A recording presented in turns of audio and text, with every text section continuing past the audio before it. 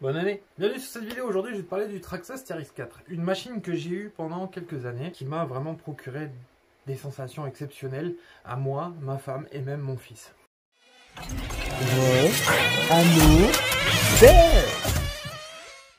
Alors tout d'abord, moi j'ai connu le crawler très tard. Je l'ai connu à l'époque où le Axial existait, les Traxxas TRX4 existaient et bon nombre de modèles, même le CRX. Mais avant ça, avant toute cette histoire-là, il y avait des groupuscules un peu marginaux qui se fabriquaient leurs petits 4x4 ou alors qui utilisaient des marques américaines pour pouvoir se fabriquer des 4x4 franchisseurs radiocommandés.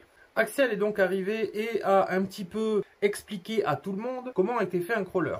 Deux ponts, des tirants, un servo, un variateur, un moteur charbon, 4 roues et c'est parti. Et alors il y a 6 ans, Traxxas a amené son TRX4 Defender 110. Ils sont assez exotiques puisqu'ils sortent un Traxxas qui n'est pas du tout conforme à ce qu'il y a actuellement.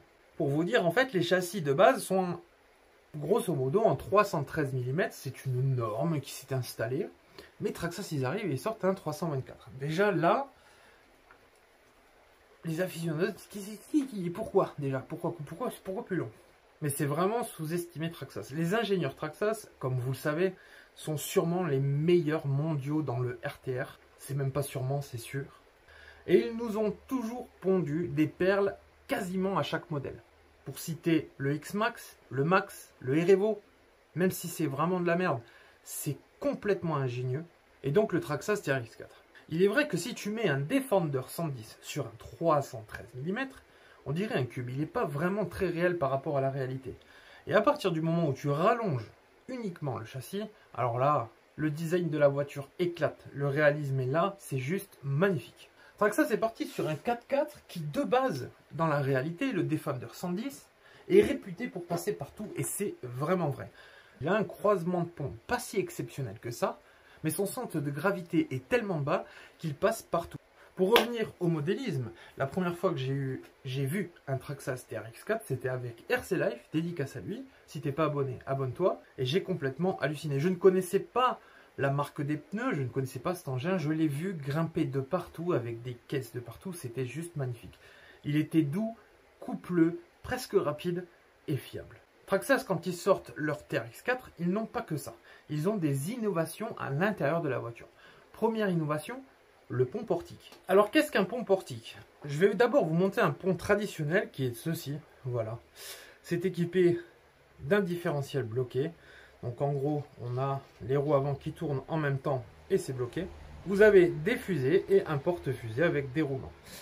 Traxxas y a ajouté un pont portique. Alors j'ai qu'à moitié de pont portique puisque du coup j'avais fait un échange avec Toto, il se reconnaîtra.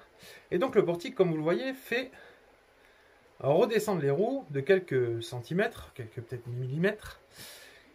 Ce qui fait que ça rehausse la garde au sol, tout en conservant un châssis extrêmement bas près du sol. Et donc Traxxas arrive avec ça et c'est juste exceptionnel. À l'intérieur de ces ponts portiques, il y a une petite démultiplication qui te donne encore plus de couple et de douceur. Et ça, c'est juste incroyable à voir pour la première fois. Quand tu essayes un Traxxas, dessus, il y a un électronique pas terrible. C'est le variateur XL5 de chez Traxxas. Il y a 5 modes de conduite dessus, et notamment celle d'une marche avant, marche arrière directe sans frein.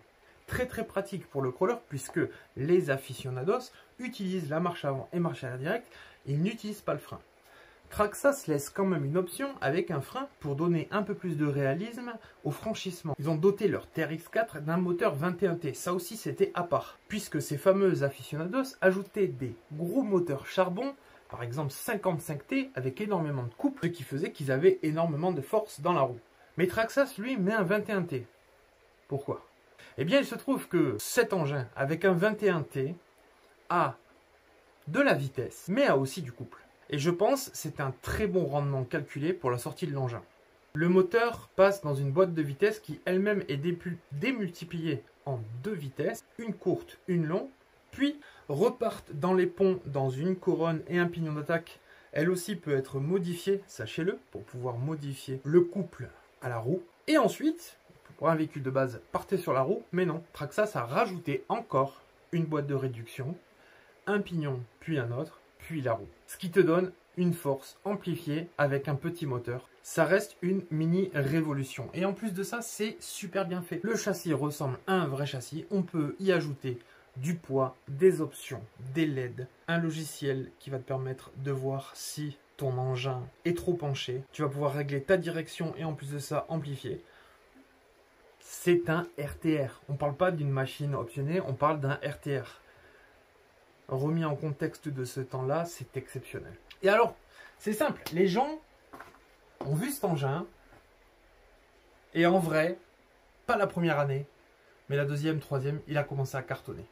Il s'est popularisé, c'est devenu la référence, l'engin par définition du débutant qui va acheter un crawler.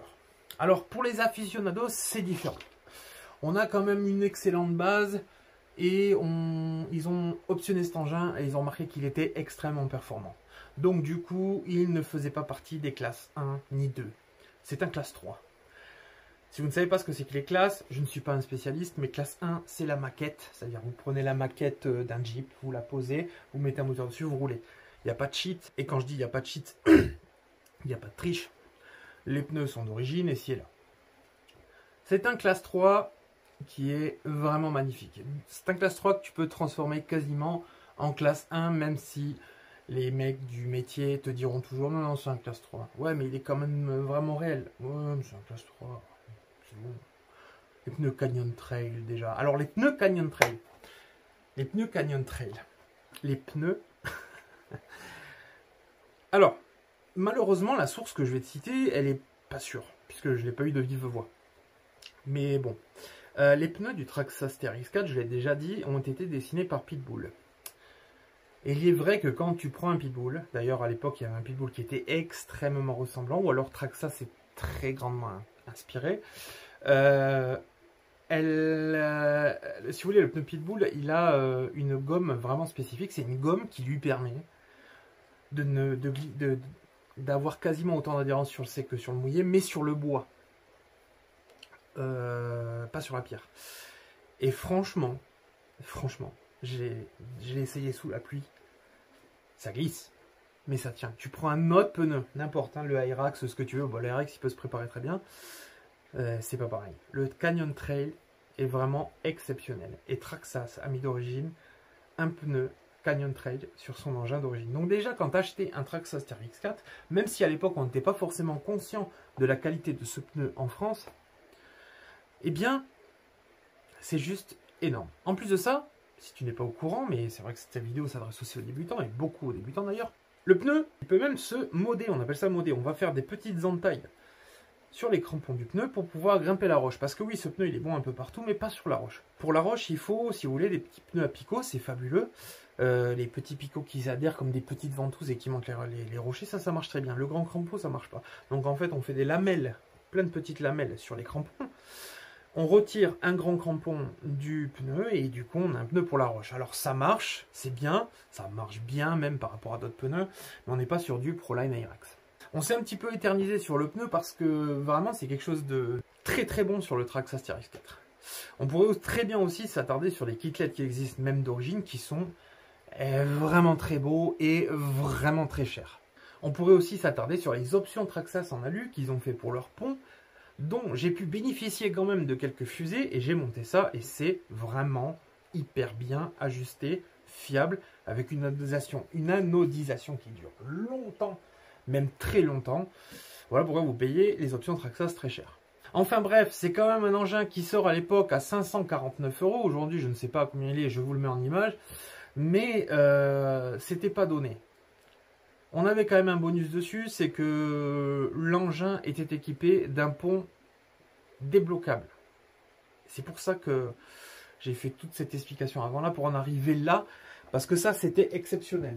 Je reprends donc mon pont pour vous expliquer ce qu'est qu'un pont débloquable. Vous avez les ponts du TRX4 qui sont comme ça, avec un petit câble qui arrive, branché à un petit cerveau. Et ce câble en fait vient pousser une rondelle dans le différentiel pour vous débloquer les diffs et vous permettre d'avoir un rayon d'angle de braquage plus court. Parce que si vous conservez vos deux roues bloquées, eh bien votre rayon d'angle de braquage sera plus grand.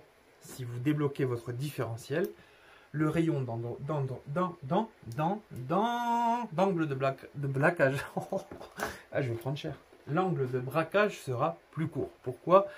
Puisque la roue à l'intérieur du virage tourne moins que celle de l'extérieur. Vous faites plus de tours avec celle de l'extérieur que celle de l'intérieur. Voilà ce que propose Traxxas d'origine à la sortie de son engin. Si aujourd'hui tu cherches un crawler, il est vrai qu'il y a beaucoup de concurrents face à celui-là, mais c'est l'élu de mon cœur. Ça fait bien longtemps que je l'apprécie. Il y a eu des marques très haut de gamme qui ont, entre guillemets, essayé de surpasser le Traxxas TRX4. Ils y ont mis tout le cœur, la volonté et les performances. Mais non, le Traxxas TRX4, une fois performé, est un énorme performeur. J'ai déjà fait des fausses compétitions entre amis en mettant face à face le TRX4 et des crawlers vraiment très haut de gamme. Le TRX4 était toujours au-dessus. Alors je sais que dans le cercle de la compétition très fermée, un TRX4, en fait, ça vaut pas grand-chose, puisqu'il faut en fait alléger l'engin et grimper comme un fou. Mais là, on n'en est pas là. On en est vraiment au niveau, moi je pense, Scale, plutôt réalisme et RTR. Et le Defender en lui-même, même s'il a sa grosse cabine et qu'il est équipé, décoré, tout ça, il est capable de monstruosité. Il peut monter des côtes incroyables. Accroché dans la terre, accroché sur le bois, l'herbe, il est vraiment très impressionnant. Donc si tu as décidé de t'acheter un engin, n'hésite pas, c'est un peu cher. Ça, je comprends, 100 € de taxes quand on achète un Traxxas à la base. Si tu l'achètes aux États-Unis, c'est 100 € de moins. On ne peut pas le faire puisqu'on est douané, mais ça, c'est la France. Qu'est-ce que tu veux que j'y fasse? Ils auraient quand même pu faire un effort sur le modélisme. On fait chier personne, nous. Voilà, le Traxxas TRX4 est sûrement disponible dans les boutiques en France. Tu l'as partout. Je peux te nommer RC Team, je peux te nommer Braise Modélisme, Vosges Modélisme, RC Life, s'il y a encore sa boutique, je sais pas, RC Balade peut-être. Bien, allez voir ces boutiques. N'hésitez pas à acheter en boutique près de chez vous aussi si vous avez un magasin, c'est important puisque les petits magasins aussi vivotent de ce que vous achetez chez lui. Et j'espère que le fait de reparler du Traxxas TRX4 vous a plu parce que moi ça m'a vraiment fait plaisir. Et puis j'en ai profité pour vous souhaiter aussi bonne année. On se retrouve en live le mardi à partir de 9 h sur le X-Max. Si Cyril daigne à venir chez moi pour m'annuler le X-Max, ça fait chier à chercher, il est plein de boue et dans le Mégane RS ça fait vraiment chier. Et lui il a un kangou de merde en plus. Voilà, on essaiera aussi peut-être si les garçons sont chauds de vous donner des nouvelles des garçons en vidéo, ce serait cool. Et puis je vous souhaite une très bonne journée, puis si tu regardes cette vidéo, à très bientôt, abonne-toi, c'est le plus gros soutien. N'hésite pas aussi à me rejoindre sur TikTok, puisqu'il va y avoir des vidéos sur TikTok, j'aime bien le format TikTok, je sais qu'il y en a beaucoup qui ont décrit TikTok, mais en vrai j'aime bien. Il y a beaucoup de conneries, mais il y a beaucoup de soutien. A très bientôt, vive RMC, salut.